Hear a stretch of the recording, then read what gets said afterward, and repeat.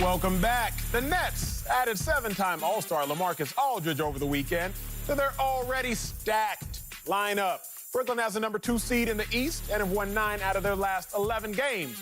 They're doing all this without superstar Kevin Durant. Now, we know the who. They just added LaMarcus Aldridge. I told you that, along with having Blake Griffin on the roster and James Harden joining earlier. So the question is what? What does all this mean for Kevin Durant's legacy? And I can tell you this right now, it's not a good look. Must I remind everyone, Kevin Durant had to join a team with a previous NBA MVP in Golden State, the team that already had the best record statistically in NBA history, that had already won a title without him. He had to join Golden State to go win a title. But after becoming a 2-time NBA Finals MVP, we all said, let bygones be bygones. KD was about to go join the Nets, an up-and-coming team with really only Kyrie as its other primary superstar. That was fine. Then James Harden joined the roster, and we said, okay, James Harden, Kyrie, KD, that was fine. But then they added Blake Griffin in his 6 previous All-Star appearances. And now, LaMarcus Aldridge and his 7 previous All-Star appearances. It makes me just ask myself this. KD, how come all the squads you're joining or all the players you're recruiting have to be previous All-Stars for you to get it done? I understand at the end of the day you want to win chips and you want to win as many as you can. But at the point in which in years past you had to join a team with a 2-time MVP to win a ring, and then now you had to recruit a former MVP along with the likes of Blake Griffin, although he is older, along with the likes of LaMarcus Aldridge, although he is older. I just question, KD, what's it really mean for your legacy? Well, I got to bring in NBA analyst, my guy, Chris Broussard, CB, my guy, Slick Rick, and let's get their take on it. So, Slick, I'm going to start with you. How much does this impact, how much does this super team, this new super team, impact Kevin Durant's legacy? Yeah. I'd say it's going to impact his legacy, but I would say it's to the positive, not the negative, in terms of these guys coming to join KD in Brooklyn. The details, Acho, the details are important. First of all, you miscast what happened with Golden State. Please correct me then, Slick. He didn't have to go to Golden State. Golden State recruited him. We all know about Draymond Green saying, look, we can't get this done anymore without you. KD, could you come help us? And KD said, yeah, you need a Finals MVP 2 times. I'll be there. I'm there. Let's go win some championships. That's what happened there. Now, when it comes to Brooklyn, is he recruiting these guys? Or are these guys looking at KD and saying, you know what, I'd like to win a ring, and I know where I can get one.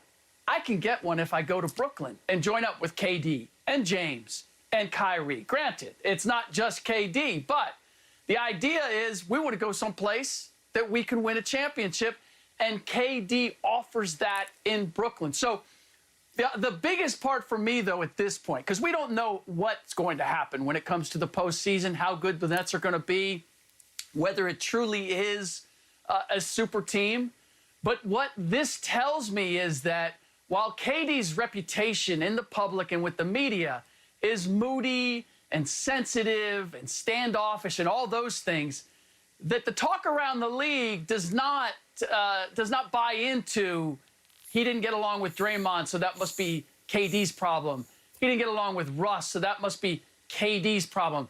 This demonstrates to me that players, no matter what their ilk may be, they look forward to playing Kevin Durant. So as far as that is concerned, to me, the only thing that I can judge in terms of changing his legacy is that his legacy is a guy that may not be the greatest teammate or a difficult teammate. That's being put to bed by all these guys running to Brooklyn. Yeah, I certainly agree with you on that, Rick. I don't think, I certainly haven't viewed KD as a bad teammate, even though he had his issues with Draymond in that last year in Golden State. I won't say you had revisionist history on your retelling of how he got to Golden State. I'll just say you had a different perspective. You are right. They wanted him just as much as he wanted them. But the question, to Acho's point, is regardless of how he got there, would he have 1 or 2 championships if he had not gone there? Bingo. And that's the question. Now, here's what it does. It doesn't, getting all these players in Brooklyn, I don't think it demotes KD. All right, he's an all-time great. He's, top 15-ish, somewhere around there. But it could hinder his ability to move up. So take these scenarios. When KD goes to Brooklyn with Kyrie, let's say that's the team plus Karis LeVert and the other role players that were already there. And they win the next 2 championships. Now, Kevin Durant is moving up the charts because you're like, he led his own team and they won these 2 championships. He didn't need the Golden State Warriors just to win a ring. But now with Aldridge and Blake, and they're the secondary parts, it really was adding James Harden. Now if they win the next 2 championships, okay, KD's got 4. That's great. He's still top 15-ish. But it hinders him from moving up because he's got all this talent around him. Now, I've said it myself. Larry Bird had plenty of talent, and they went out and added Bill Walton. Magic Johnson and Kareem Abdul-Jabbar had plenty of talent, and they went out and added a Bob McAdoo at one point, drafted a James Worthy with the #1 pick. So everybody, this is not the first time teams have been stacked. Even that Miami Heat team that won a championship in 2012, they went out and added Ray Allen and then won another championship. So this is not the first time. But what also could be hindering KD is his sitting out.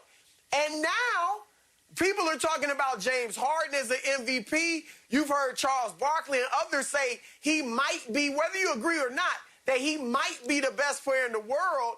Now Harden to me is the engine.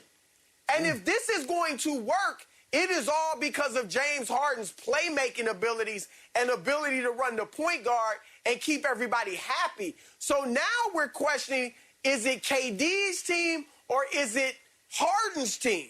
Whether they win or not. Now, that'll play out in the playoffs, but this could hinder KD's chance to move up the charts. Fellas, I look at it like this. Kevin Durant is like that hospital that only admits the healthiest of patients, and then it boasts about its health care provided. See, Kevin Durant is joining a Warriors team that was already the best team in the history of the National Basketball Association. But then we all boast about his accolades because he was a 2-time NBA MVP. Must I remind you, Slick Rick, as I see your subtle hand gestures, the Nets currently have the best record in the NBA since Kevin Durant has been out at 15-3. So if my math and deductions are right, KD joined the best team in the history of the NBA by record,